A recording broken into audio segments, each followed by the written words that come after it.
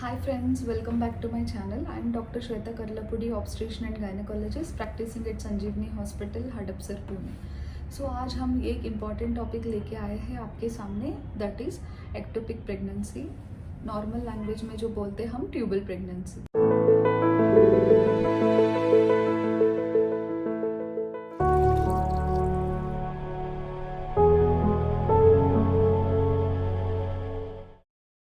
तो ये क्या होता है? पहला हम नॉर्मल प्रेगनेंसी क्या होता है ये समझ के आया, तो एक्टोपिक प्रेगनेंसी को समझना बहुत आसान होते हैं. सो फ्रेंड्स, लेट अस सी. ये जो है ये यूट्रस होते हैं, दैट इज़ गर्भाशय, और ये आजू बाजू में अंडाशय रहते हैं, और ये दोनों को जो कनेक्ट करते हैं इसको हम फैलोपियन ट्यूब बोलते हैं. नॉर्मली प्रेगनेंसी ये गर्भाशय में रहते हैं, और अंडाशय में ना अंडे बीज तैयार होते हैं, एग्स. जब ये बीज पूरी साइज तक डेवलप होते हैं, वो रप्चर होता है, फर्टिलाइजेशन होके जो एग है वो ट्यूब में आके वेट करते हैं. उस समय आपको इंटरकोर्स आया तो स्पर्म और एग, स्पर्म ऐसा ट्रैवल करके आके एग को मिलेगा. इस प्रोसेस को हम फर्टिलाइजेशन बोलते हैं, ये ट्यूब में होता है. एंड देन जो एम्ब्रियो फॉर्म होते हैं वो ग्रेजुअली आके ऐसा गर्भाशय में आके इम्प्लांट होते हैं. सो प्रेगनेंसी रहने के लिए healthy tube is very important. So friends, suppose ये प्रेगनेंसी गर्भाशय के अलावा आउटसाइड द यूट्रस ग्रो हो रहा है, उसको हम ectopic pregnancy, outside the uterus pregnancy बोलते हैं.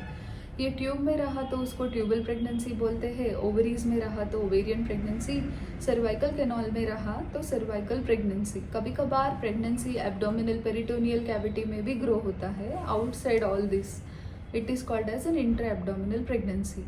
सो ये एक्टोपिक प्रेगनेंसी का सिम्टम्स क्या हो सकता है और ये क्यों होते हैं? सो एक्टोपिक प्रेगनेंसी का सिम्टम्स आए तो ये बहुत वेरी होते हैं. कभी कभार पेशेंट एसिम्टोमेटिक मतलब विदाउट एनी सिम्टम्स भी हो सकते हैं. कभी कभार पेशेंट ऐसा कोलैप्स होके बहुत क्रिटिकल कंडीशन में भी आते हैं. इसीलिए इसको अर्ली स्टेज में डायग्नोज करना बहुत ज़रूरी है. इसका रीजंस देखें तो most commonly pelvic infection. Suppose गर्भाशय उसके आजू बाजू में इन्फेक्शन रहा तो ट्यूब्स में एडिशंस फॉर्म होते हैं, मतलब पर्दे जैसा एडिशंस होते हैं. उसकी वजह से एम्ब्रियो अच्छी तरह से ट्रैवल होके गर्भाशय में नए आ पाते हैं. इसका most common reason tuberculosis still India में एग्जिस्टेंट है, और ये ट्रीटेबल डिसीज है. एंड देन अनवांटेड 72 आई पिल, ये क्या करेगा, ट्रैवलिंग ऑफ द एम्ब्रियो को रोकने को प्रयत्न करते हैं. उसकी वजह से भी एक्टोपिक प्रेगनेंसी हो सकते हैं. एंड देन एंडोमेट्रियोसिस, कभी कभार endometrial tissue outside the uterus भी रहने की वजह से एंडोमेट्रियल टिश्यू ट्यूब में रहा तो ट्यूबल प्रेगनेंसी हो सकता है. ओवेरियन प्रेगनेंसी भी होने का चांसेस है. कभी कभार ये क्यों हुआ ये हम बता नहीं पाते हैं, बिकॉज अनएक्सप्लेन्ड रीजंस भी है इसके लिए. सो फ्रेंड्स, इसको कैसा हम रोकें, प्रिवेंट कैसा करें? और इसको प्रिवेंशन से ज़्यादा ना अर्ली डायग्नोसिस एंड ट्रीटमेंट का बहुत इंपॉर्टेंस है, बिकॉज इनकेस हम इसको जल्दी डिटेक्ट किया, इसका ट्रीटमेंट बहुत सिंपल है. हम इंजेक्शन मीथोट्रेक्सेट और सम मल्टीपल इंजेक्शंस ऑफ मीथोट्रेक्सेट देके पेशेंट को हम ट्रीट कर सकते हैं. ये जो फास्ट डिवाइडिंग सेल्स पे ये मीथोट्रेक्सेट एक्ट करके प्रेगनेंसी को वो जगह पे ही किल करते हैं, तो सर्जरी करने का ज़रूरत नहीं पड़ेगा. बट इन केस पेशेंट का प्रेगनेंसी ज़्यादा वक्त हो गया, मोर देन 6-7 वीक्स हो गया, वो रप्चरिंग फेज में है और वो रप्चर्ड एक्टोपिक प्रेगनेंसी हुआ, तो हम ऑपरेटिव प्रोसीजर करके वो जो ट्यूब है उसको कभी कभार रिमूव करना पड़ सकता है. ये ट्यूब का कैलिबर बहुत पतला रहने की वजह से, बहुत कम रहने की वजह से उसमें प्रेगनेंसी ग्रो नहीं हो पाते हैं. वो एट वन स्टेज वो रप्चर हो जाते हैं. जब ये रप्चर होता है, हमारा पेरिटोनियल कैविटी, एब्डोमिनल कैविटी में ब्लीडिंग शुरू हो जाएगा.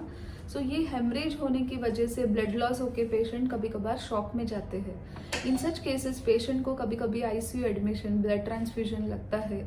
पेशेंट को हम स्टेबलाइज करके एंड देन थ्रू लैप्रोस्कोपी और कभी कभार ओपन प्रोसीजर करके वो ट्यूब को रिमूव करना भी पड़ सकता है.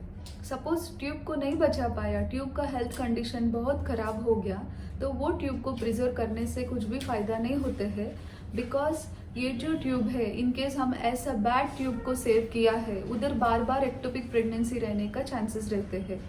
एंड ये एक बार एक्टोपिक प्रेगनेंसी रहा तो वापस एक्टोपिक प्रेगनेंसी रहने का चांसेस कम है, ओनली 25% केसेस में. दूसरा बार एक्टोपिक रहने का chances. So friends don't worry, एक बार एक्टोपिक रहा तो भी दूसरा ट्यूब हेल्दी रहा, हम लैप्रोस्कोपी करते समय the health condition of the other tube कभी कभार चेक करके बता सकते हैं। दूसरा ट्यूब हेल्दी रहा तो उनको 2 या 3 कितना भी प्रेगनेंसीज रह सकते हैं वो tube through. So don't worry at all. So that's why जैसे जैसे आपका पीरियड्स मिस होते हैं, यूरिन टेस्ट पॉजिटिव आते हैं, आप इमीडिएट डॉक्टर के पास जाना ज़रूरी है। अराउंड 5 to 6 वीक्स हमको जब जेस्टेशनल सैक दिखना चाहिए तब दिखना ही है। इन केस नहीं दिखाई दिया, सोनोग्राफी से आपका डॉक्टर आपको सीरम बीटा HCG टेस्ट, वो ब्लड में प्रेगनेंसी का हार्मोन लेवल चेक करने को बोलते हैं, बिकॉज कभी कभार लेट भी दिखता है प्रेगनेंसी गर्भाशय में, कभी कभार एक्टोपिक भी हो सकता है। सो ये दोनों हम बीटा HCG टेस्ट करके डिफ्रेंशिएट करते हैं। सपोज बीटा HCG लेवल 1500 से 2000 है तो हमको प्रेगनेंसी दिखना ही चाहिए, नहीं दिख रहा है। सिम्टम्स कभी कभार पेशेंट को वेजाइनल ब्लीडिंग, एब्डोमिनल पेन भी हो सकता है, उस कंडीशन में हम एक्टोपिक प्रेगनेंसी डायग्नोज करते हैं। अर्ली डायग्नोज किया मीथोट्रेक्सेट इंजेक्शन से ट्रीट हो जाएगा। सो फ्रेंड्स प्लीज़ जैसा आपका यूरिन टेस्ट पॉजिटिव आता है, go and consult the concern doctor. Thank you so much. I hope this video is useful to you. Please like, share and subscribe my channel.